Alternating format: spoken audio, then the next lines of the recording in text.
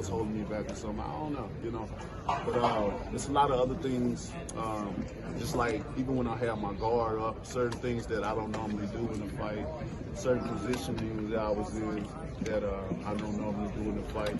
You know, I probably was less than 50% of it, you know. And then at the end of the fight, I probably at 205. But, you know, weight doesn't matter to me because my power carries on until the first of the 12th. But there's a lot of things in there that I could talk about, you know what I mean, that I've seen. And that's why February the 14th is such a great moment for me. So I can be able to display, you know, everything that I know I can do. I can correct a lot of wrongs into right. A few months ago. You have to jab with him a little bit more because he flicked a lot of jabs and he gave the impression that he's the busier guy. So do you have to match that once in a while, even if it's just a token jab? I don't, you know, matching, you know, not only matching, but, you know, throwing a lot more in general, just in general, for real. Because, you know, the jab, it sets things up. You know, it sets the right hand up, it sets the left hook up, the uppercut, you know, anything else that you want to throw behind. After that punch or turn into a combination. You know what I'm saying? It sets up, so we're definitely adding a lot of more jabs, 2s and 3s up in there, especially in training. You know, like I said, this is going on my 3rd week. And I feel like my body is going on the 6th week because of the quick turnaround that I'm doing now, and it makes me even better. A few months ago, playing with fire a little bit with that one punch power. You were down on the scorecards with Ortiz, and you know you just turned the fight over on its head with the knockout. But do you feel like you might be playing with fire with the knockout power? Now, when I go in there, you know, I don't feel none of that. I don't feel like I'm playing with fire. It's like I'm gonna try to lose rounds or whatever. I'm gonna you know, try to knock him out with this right hand. I'm gonna lose a couple of rounds or whatever. I mean, no one wants to lose rounds. You know what I mean? In the rounds that they say he lost, when I go back and look at it, I'm like, how the hell you felt I lost in them rounds? What do you look? I would love to do a sit down with any expert, anybody in boxing feel they have the IQ or the knowledge. I would love to sit down with any of these fights. Hey, champ. Feel I've lost and go back up on those fights. But when you have devastating power like I do, you don't really worry about too much. Hey, all you worry about is a 12-round fight, 36 minutes. Somebody gonna make a mistake, and guess what? You're gonna make more than one mistake in it. But the only thing about me, like I always said, and I always quote, they have to be perfect for 12 rounds. I don't have to be perfect. Hey, champ, you mentioned against Ortiz, you was working on your patience. You want to display your patience for that fight. This fight, is there something particular you want to display to the fans? Outside of giving them a great fight, obviously, and getting the W? You know, more patience, being more calm. You know, there's a lot of things that, you know, when they're looking at the first fight, yeah, calm down. I was going to the corner. Tell me, calm down. Why you so rowdy? You know, just calm down. I could never calm down. I could never get myself to until the last 12 rounds when I actually caught him. You know, so I think that's going to be a lot of that, a lot of feet positioning, get myself at a certain angle. You know, I'm not going to call it out because if I say that, they'll know what I'm looking for. There's a lot of different things that's going to be changed. That are going to be totally different. Is there some fight come February 22nd? Is there something in your training that you're doing differently than before? Not that you have to change much, but is there something that you're doing differently just to improve your game a little bit? No. Not doing nothing different. I'm just doing what I know to do. You know, a lot of this stuff is muscle memory. You know what I mean? It's a lot of things that we do in camp and in training that we may not do in the fight. Because when you get the look in front of you, it's different. And stuff like that. But no one would ever be perfect in going and giving me a display, especially with such an awkward and tall guy like this. You know, never so. I understand there's gonna be that other space, you know, that I'm gonna be like I'm gonna have to deal with once I get in the ring with him, you know, and I'm gonna be able with my IQ and being able to have muscle memory on certain looks and things, you know, especially when he start making mistakes.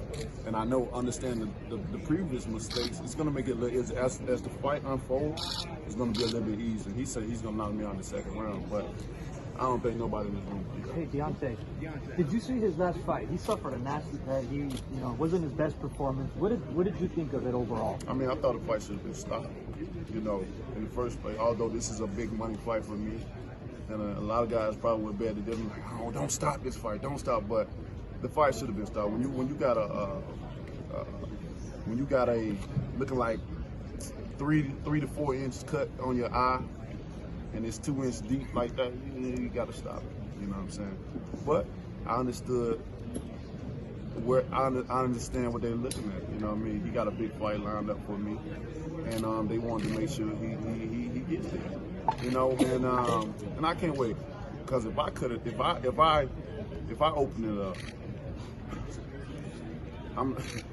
if I open it up, you know, his life really gonna be on into the real hands, because if he can't see when these punches come in, it's not gonna be good at all, because I'm coming with bad execution. So would you want your corner to say that he's not going to fight in quick-returning fashion and he's coming for the knockout? Do you actually believe him?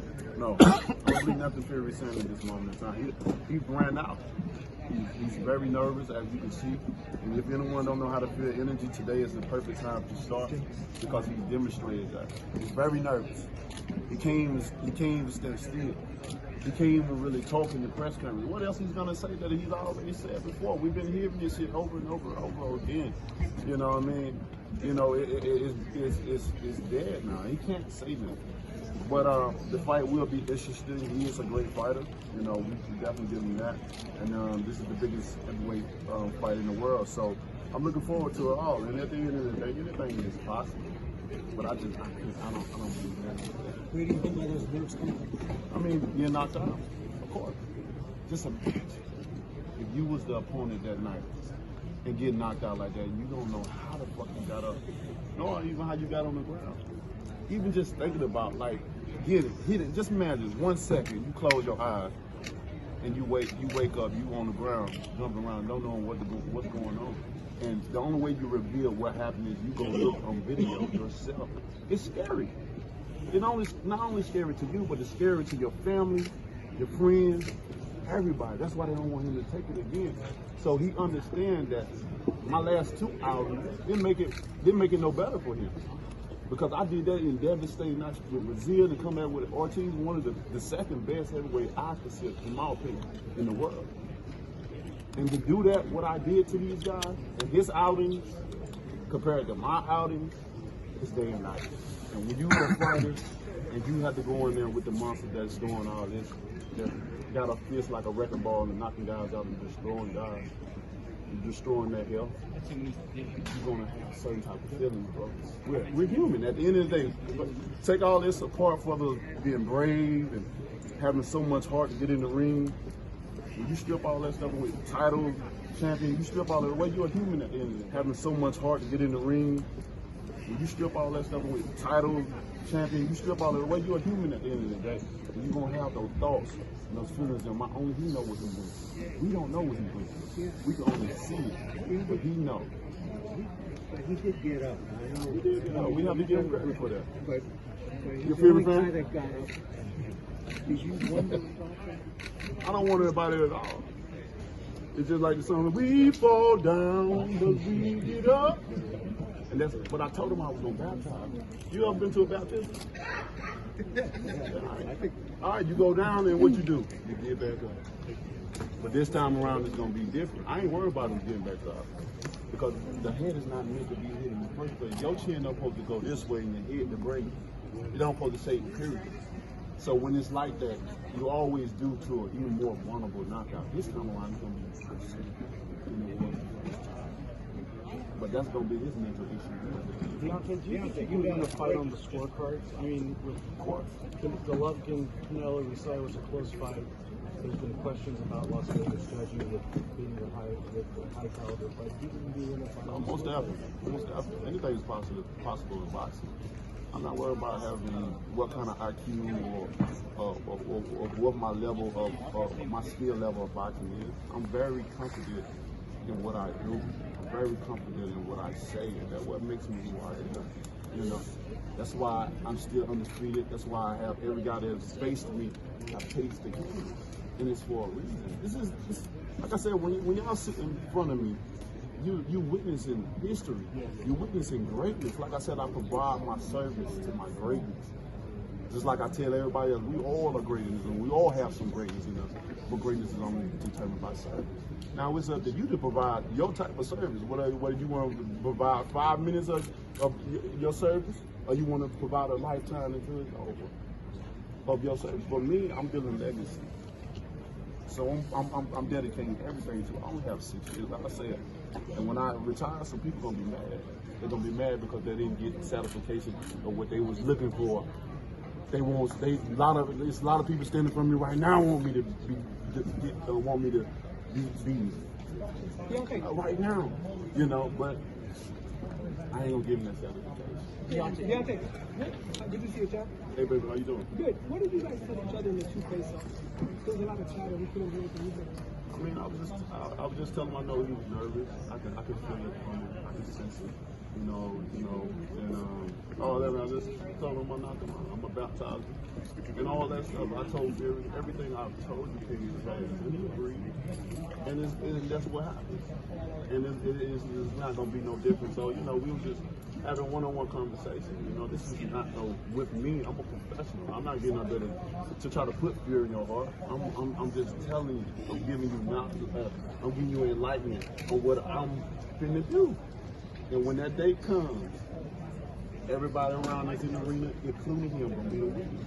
Deontay, you knocked him down twice in the last third of the fight, so did it become easier to hit him? And you think that really was 3. Okay, all right. So last third of the fight, though, right? So do you think that carries over into what, in essence, is round 13? I mean, I don't know. I don't know. I mean, at the end of the day, it's going to be a great fight, no matter what. I mean, if it goes to 13, start back up to 13, so be it. It's unfinished business for me. You know what I mean? Whether they start or whatever round, you know, it's unfinished business. And it's an exciting fight. It's one of the biggest fights in the world. Everybody around us in the arena, including him, will be the witness. Deontay, you knocked him down twice in the last third of the fight, so did it become easier to hit him? And you think that really was 3. Okay, all right. So last third of the fight, though, right? So do you think that carries over into what, in essence, is round 13? I mean, I don't know. I don't know. I mean, at the end of the day, it's going to be a great fight, no matter what. I mean, if it goes to 13, start back up to 13, so be it. It's unfinished business for me. You know what I mean? Whether they start or whatever round, you know, it's unfinished business. And it's an exciting fight. It's one of the biggest fights in the world. I'm just excited. I can't wait, man. A lot of these people in for a treat. Yes, ma'am. About respect. You talk about respect, what you feel either you deserve or not getting. Where do you stand with that right now? What does respect mean to you? Or in my profession, like, or all around, like. The respect you feel you deserve at this point. Oh, I mean, you know, many people would tell you respect is earned. I think I've done my fair share of earning that. You know what I mean? But when you in this sport, especially in this country is so diverse. There's so many people here, and even because, although they're here, doesn't mean that they don't still represent their other countries when certain things happen and stuff like that. They still become one with their kind. You know what I mean? And with that being said, you got to understand and know that. But you know, there's a lot of things that I've had to deal with just coming up. You know what I'm saying? That others that don't have to deal with it. You know, I consider Fury a con. You know, he's a con artist. He say things and do that, but what have he really done? But go on to WWE. You know, he's boring every time he go in his outing. You know, he fight low opposition. You know, he beat Klitschko, but never ever able to defend the belt because he was playing with his nose. But nobody really talked about it. Nobody really talked about his opponents and all that. Nobody really talked about what he did the first time in Vegas. 1,500 to come back around and do what, 25, 30. Nobody talks about it. He's a con artist. But every time I do something, if I say something, you got all these drug chiefs out here actually putting drugs in their body to do something that I say out of my mouth. I say, I want to kill a man. I'm going to put a man on my record. I'm going to get a body. And that shit just go all over.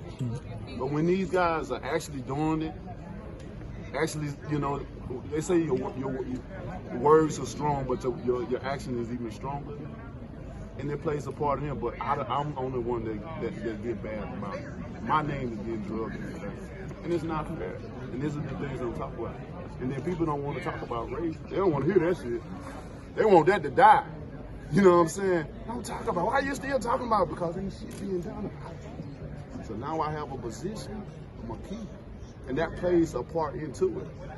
Because I would have never have to go through all the stuff that I have to go through and all I see it all. But I'm a strong-minded person. I have to be.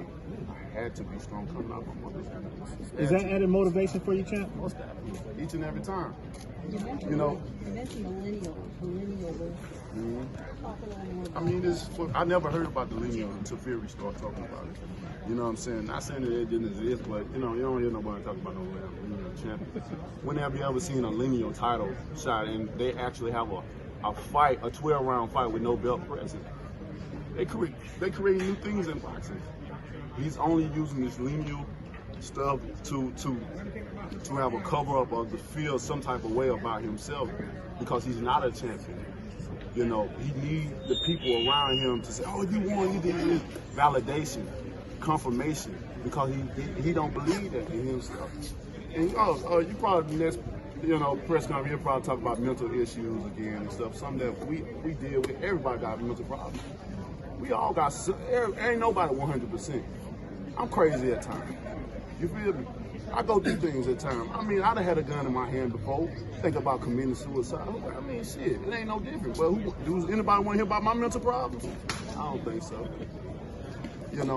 But to talk about, February 22nd, that Black History Month, and he's a part of it. Hey, Deontay, as big. So leading up to the fight, what are you going to do to kind of make sure you're not just have positive energy around me all the time, as I always do. We don't allow negativity in our circle. I'm a very positive person. I speak positivity. I think positive. So my results are always positive. So I just think when you're happy, when you're happy in life and the things that are around you, nothing really can knock you off your game. So I'm in great spirit, and I think this is going to last all the way to the end of the camp to come February the 22nd. And you're going to see a happy Wilder in there, and you're going to see someone that's going to do what he says he's going to do, like I always do each and every time. I've been doing for almost damn near 12 years. 12 years, and you can imagine people still doubt me, and still doubt God and the power that He's possessed with him. My grandma told me I was anointed. And I'm displaying that talent. I'm displaying that. Everyone else. If you don't believe things real, how can you have the motivation to do anything? That's the thing that we get discouraged about. We get discouraged in our own self because we worry about what him, her, talking about. Oh, you ain't gonna do that. You ain't. How you know? Who is you to say what I'm gonna do or what my capabilities of doing? Have you put in the work? Have you sacrificed? Have you done those things? And that's what we have to tell ourselves as human beings, because we get discouraged so quickly because of peers' opinions. They all are opinions. And when you get yourself involved in others' opinions and dwell in that, then you go astray from your game plan. You sit back and you have all these ideas and things set up. And then you hear others like, nah, and then you're like, man, maybe they right. Then you give up on it all. What he's accomplished, just getting to this point, and we have some time on February 22nd to soak it in. Nah, man, it ain't hit me yet. I don't want it to hit me yet. You know what I mean? The things I've done, the things I've accomplished at this moment in time in my life, it's great. But trust me, it's great. You know what I mean? I'm benefiting from the fruits of my labor. And my family and my children is set for life. And I'm happy for that. When I see them, I shed tears. Because I'm happy that I was able to provide them with something that I would have never got in my lifetime. Nor my father, because they wasn't in a position. But when I was in a position to break the chain, I did. And I'm very happy about that. But every time I win, I always say, at this point in time, I don't know who's next. Right now, I only have Tyson Fury in front of me. You know what I mean? And I'm taking him very serious. And I'm preparing myself and getting myself in the best shape as possible. For you guys' entertainment. A lot of guys have paid a lot of money to see this fight and going to click that button on the day of that night. So with that being said, I must prepare myself. I must stay focused on the task that lies at hand, and that's what I'm doing. Right. Bomb squad, baby. Good.